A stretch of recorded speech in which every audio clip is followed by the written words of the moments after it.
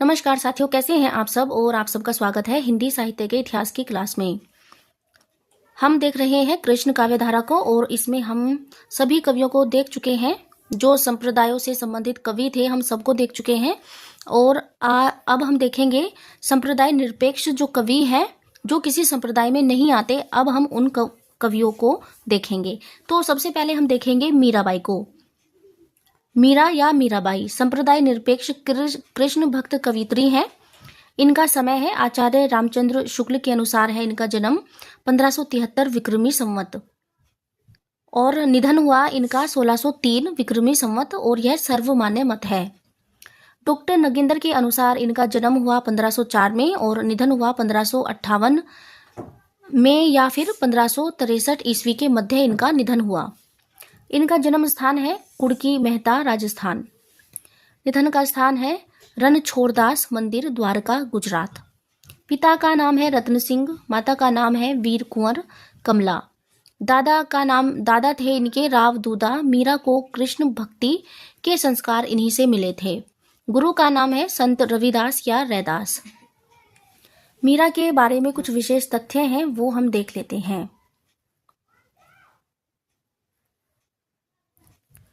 Doctor Nagendra के अनुसार मीरा का विवाह 1516 ईस्वी में महाराणा सांगा संग्राम सिंह के बड़े पुत्र भोजराज के साथ हुआ। विवाह के 7 वर्ष बाद ही मीरा विधवा हो गई।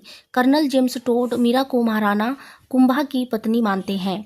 विधवा होने के बाद मीरा कृष्ण भक्ति में लीन हो गई तथा साधु सन्यासियों के साथ रहने लगी। यह बात उनके देवर विक्रम सिंह को पसंद नहीं थी।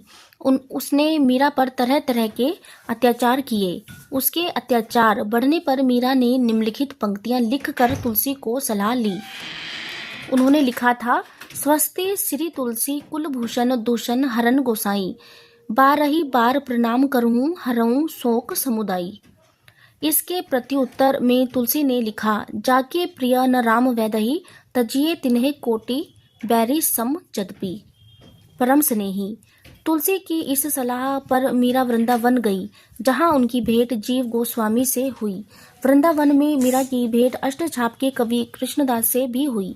कृष्णदास ने उनको वल्लभ संप्रदाय में लाने का प्रयास किया, किंतु मीरा ने मना कर दिया तथा वे द्वारिका चली गई, जहां रणछोड़दास की मूर्ति के सम्मुख नृत्य करते हुए उनका देहांत हो गया।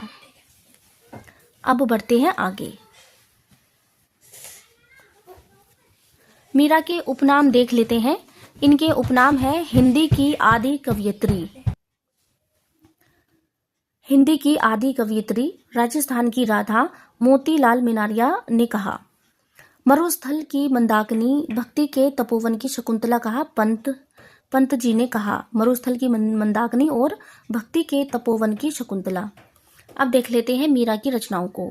मीरा की रचनाएं, आचार्य रामचंद्र शुक्ल के अनुसार इनकी रचनाएं हैं, नरसिंह जी का मायरा, गीत गोविंद की टीका, राग गोविंद, राग सोरठ के पद।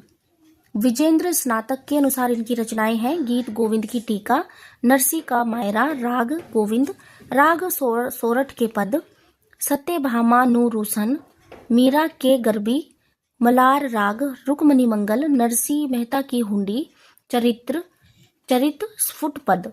मीरा के पदों का संकलन। अब देख लेते हैं मीरा के पदों का संकलन किसने किसने किया। मीरा के पदों का संकलन। मीरा के पदों का सबसे पहले संकलन बंगाल के कवि कृष्णानंद देव व्यास ने राग कल्प द्रुम नाम से किया। इसमें 45 पद थे। आचार्य परशुराम चतुर्वेदी ने मीरा के पदों का संकलन मीरा पदावली नाम से किया। इसमें 202 पद हैं। नरोत्तम स्वामी ने मीरा के पदों का संकलन मीरा मुक्तावली नाम से किया। इसमें 100 पद हैं। अब बात कर लेते हैं मीरा की काव्य भाषा की। सुनीति कुमार चटर्जी के अनुसार इनकी भाषा है शुद्ध राजस्थानी। मोतीलाल मिनारिया और नरोत्तम स्वामी के अनुसार इनकी भाषा है ब्रज एवं गुजराती मिश्रित राजस्थानी। विजेंद्र स्नातक के अनुसार इनकी भाषा है राजस्थानी मिश्रित ब्रज, और सर्वमान्य मत है कि इनकी भाषा है मारवाड़ी या राजस्थानी। अब देखते हैं मीरा की भक्ति। मीरा की भक्ति, माधुर्य, इनकी भक्ति का जो भाव है वो कैसा है। माधुर्य भाव, मधुरा भाव, कांत भाव, कांता भाव या दाम्पत्य भाव है। मीरा के संबंध में विद्वानों के कथन। निडर निरंकुश अति रसिक जस रसना गायो नाभादास। मीरा का समस्त काव्य आंसुओं से सना एवं विरह में पगा है। आचार्य रामचंद्र शुक्ल। इनके पद कुछ तो राजस्थानी मिश्रित ब्रज भाषा में हैं और कुछ विशुद्ध साहित्यिक ब्रज भाषा में, पर सब में प्रेम की तल्लीनता समान रूप से पाई जाती है। रामचंद्र शुक्ल। मीरा की तुलना तमिल साधिका अंडाल से की जा सकती है। विद्यानिवास मिश्र। मीरा का काव्य उनके हृदय से निकले सहज प्रेमोच्छ्वास का साकार रूप है। डॉक्टर नगेंद्र। अब बढ़ते हैं आगे और अब देखते हैं हम रसखान को।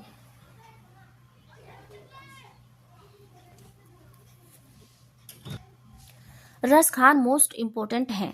इनका जन्म हुआ 1533 ईस्वी पिहानी, निधन हुआ 1618 ईस्वी में। आचार्य हजारी प्रसाद द्विवेदी के अनुसार हिंदी में रसखान नाम के दो कवि हुए। एक तो सैयद इब्राहिम पिहानी वाले, सुजान रसखान विठलनाथ के शिष्य। हिंदी में हम जिन रसखान को पढ़ते हैं वे आचार्य हजारी प्रसाद के अनुसार सैयद इब्राहिम पिहानी वाले हैं, जबकि डॉक्टर नगेंद्र एवं रामचंद्र शुक्ल के अनुसार वे विठलनाथ के शिष्य सुजान रसखान हैं। रसखान का संबंध शाही वंश से था।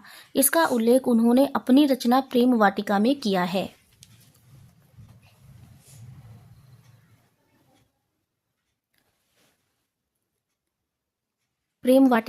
है। देखी गदर हित साहिबी दिल्ली नगर मसान, छिन्नही बादिशा वंश की ठसक छाड़ी रसखान। रसखान किसी वणिक पुत्री से प्रेम करते थे, किंतु वह इनका अनादर करती थी, तो रसखान ने सोचा कि क्यों ना उससे प्रेम किया जाए जिससे सब प्रेम करते हैं। इसका उल्लेख भी प्रेम वाटिका में मिलता है। तोरी माननी ते यो फोरी माँ मोहिनी मान, प्रेम देवही छवि लखे भय मियाँ रसखान। तुलसीदास जी ने रामचरितमानस सबसे पहले रसखान को सुनाई थी। इसका उल्लेख बेनी माधव दास द्वारा रचित मूल गोसाई चरित में मिलता है। रसखान की भक्ति सख्य भाव की थी। रचनाएं। सुजान रसखान 181 सवैया 17 कवित छंद हैं। प्रेम वाटिका में 53 दोहे हैं और ये अंतिम रचना है और इसका रचना काल है 1616 ईस्वी। और एक रचना है इनकी दान लीला, जिसमें 11 दोहे हैं। अष्टायाम 8 कवित छंद हैं। वर्ण विषय। सुजान रसखान का वर्ण विषय है भक्ति विषयक पद है। सख्य भाव की भक्ति है। समीप्य लाभ की भावना व्यक्त हुई है। प्रेम वाटिका में 53 दोहे हैं और यह इनकी अंतिम रचना मानी जाती है और इसका रचना काल है 1616 ईस्वी। इसमें प्रेम को उद्यान, राधा को उसकी मालिन तथा कृष्ण को उसका माली बताया गया है। दान लीला में 11 दोहे हैं। राधा कृष्ण की श्रृंगारिक लीलाओं का चित्रण है। अष्टयाम में 8 कवित छंद है। प्रातः जागरण से लेकर शयन पर्यंत क्रियाओं का चित्रण है। रसखान के संबंध में आलोचकों के कथन देख लेते हैं।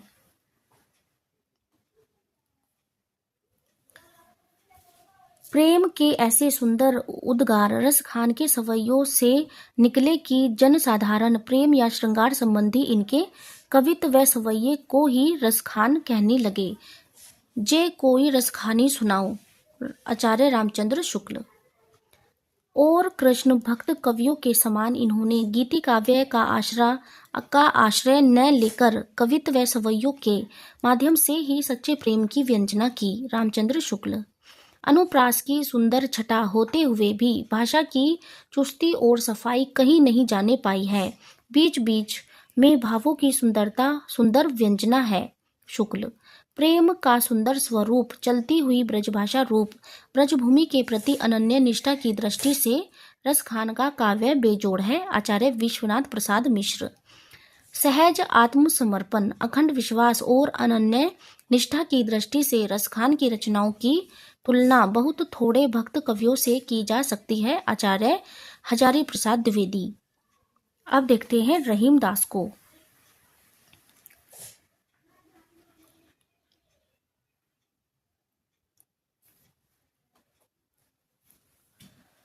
रहीमदास का जन्म हुआ 1556 ईस्वी लाहौर, निधन हुआ 1625 ईस्वी में। इनकी रचनाएं हैं बरवै नई का भेद, श्रृंगार सोरठा, मदनाष्टक, खेट कोटुकम जातकम, दोहावली, रहीम सतसई, अष्टयाम, नगर शोभा। आचार्य हजारी प्रसाद द्विवेदी ने इनकी एक और रचना रास पंचाध्यायी का भी उल्लेख किया है। प्रमुख रचनाओं का वर्ण्य विषय।